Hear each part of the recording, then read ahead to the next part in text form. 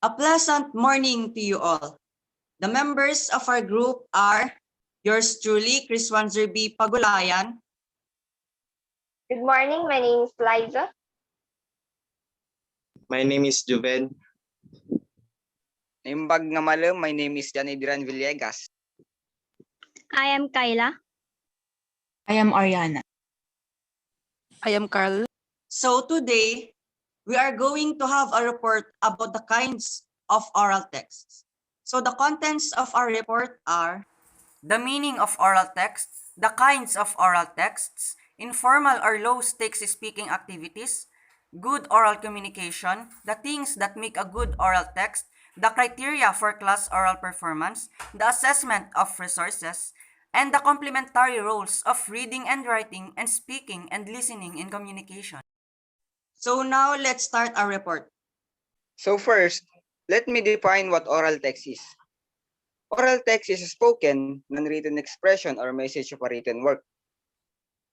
While the kinds of oral texts are formal, such as a speech or debate, semi-formal, such as a class or a small group discussion, or informal, such as one-on-one discussions. Informal or low-stakes speaking activities.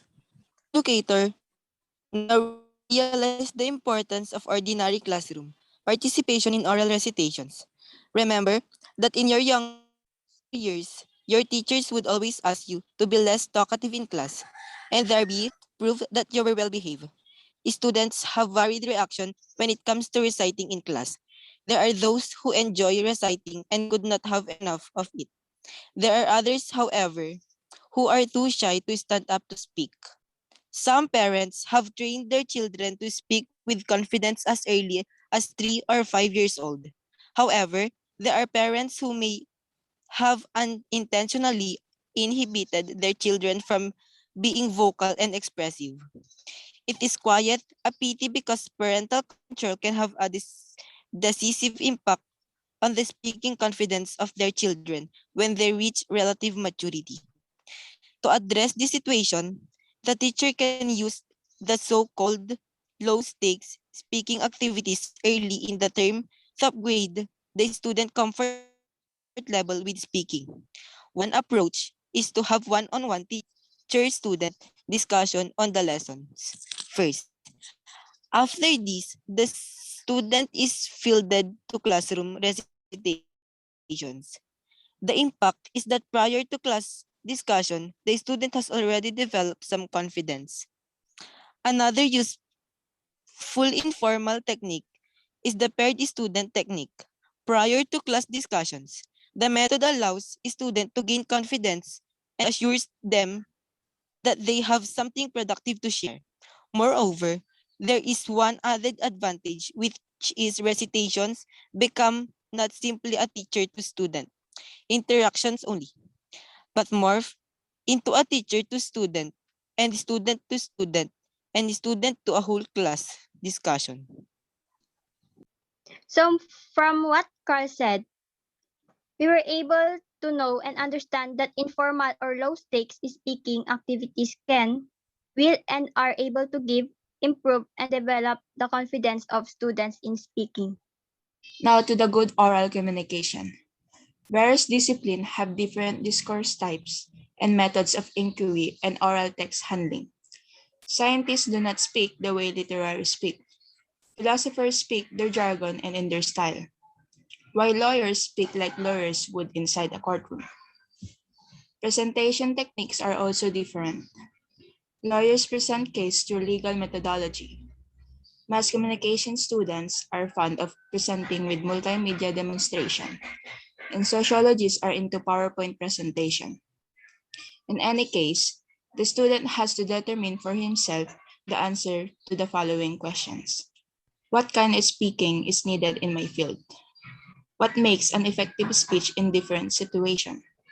In simple words, we are able to know and understand with different kinds of works comes different kinds of ways on how to speak based on their work.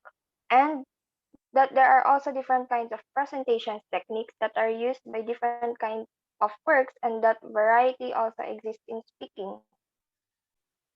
Now, to the things that make a good oral text, the things that make an effective oral presentation are organizing your thoughts, having a strong opening, defining terms early, finishing with a bang, designing PowerPoint slide to introduce important information, timing yourself, creating effective notes for yourself, and most important and helpful of all is to just simply practice, practice, and practice.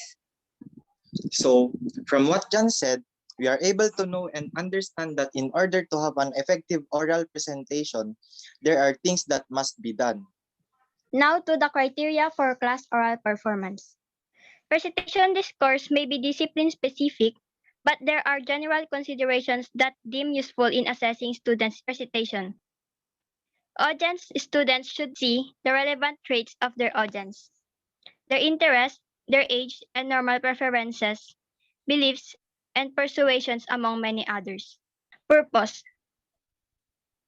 The student should know the importance of his speech activity and the reason why he is reciting, such as if he wants to inform, to persuade, to socialize, to entertain, etc. The third is occasion. The student should know the significance of the occasion for recitation, the social context of his speech, and the kind of speech appropriate to the occasion. Let me discuss the assessment of resources. A resourceful student must be aware of the resources and limitations of a speech or recitation opportunity. Is it a college-wide debate, an inter-school competition, a student council campaign, or a job interview? The kind of oral text to be used should also be determined if it is formal, semi-formal, or informal. It is also necessary to know the kind of presentation or delivery to use. Would one present with a PowerPoint, multimedia, or other tools? One needs to take into account the appropriate language, jargon, delivery style, and linguistic level to be used in a speech, which will depend on the occasion where it will be delivered to. So from what Liza said, we are able to know the understand that it is important that there are things that must first be known before starting a speech in order for it to be effective and successful. Now, to the complementary roles of reading and writing and speaking and listening in communication. We have enumerated the characteristics of listening and speaking in relation to the written word. It may be useful to now enumerate the complementary characteristics of reading and writing for a fuller appreciation of their potential contributions to communication. The first is that readers can always reread neglected passages. Writers can always rewrite what they have previously written. However, speakers cannot take back a spoken word and listeners cannot unhear something already heard. So from this, speakers must always be able to be cautious and think first about what they will say before they will say it.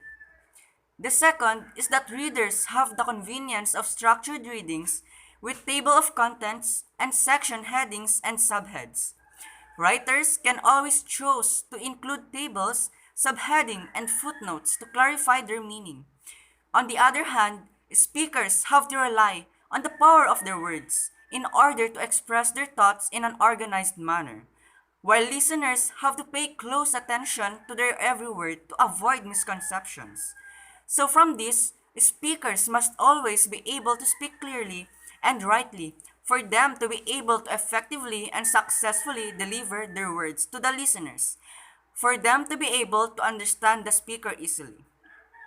The third is that readers have the advantage of concentration and of cross-referencing and flipping through almanacs and dictionaries to ascertain meanings and contexts. Writers have similar advantages as readers. Speakers, on the other hand, verbalize ideas as they come into their minds, while their listeners have to concentrate on listening and understanding the speaker's words to avoid getting distracted and losing the speaker's train of thoughts.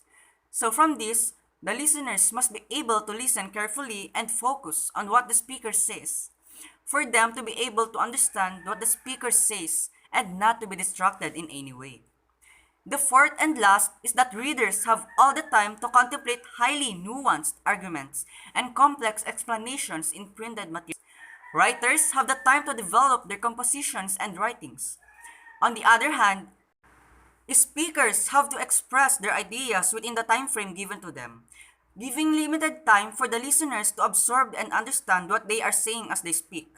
So from this, speakers must be able to be concise in delivering their speech, able to have enough time in delivering their speech, and that their speech would be easily understood by listeners.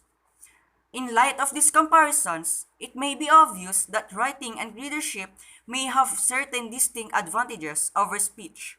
On the other hand, there are certain advantages in the warm intimacy of the spoken word. In terms of communication, nothing beats the power of verbal and nonverbal communication working together to inform, persuade, entertain, or emphasize. The power of speech is too predominant that the impact of the most powerful written or printed word may only be achieved in very exceptional cases. In the ultimate analysis, everyone needs to develop the reading, writing, speaking, and listening skills. What one accomplishes is not always achievable by other. Reading and writing are for deeper reflection, but nothing can beat the combination of speaking and listening when it comes to having a spontaneous exchange of information. So from this, we were able to know, understand, and conclude that an effective and successful communication is simply done by speaking and listening to each other. So this concludes our report. And again, a pleasant morning to you all.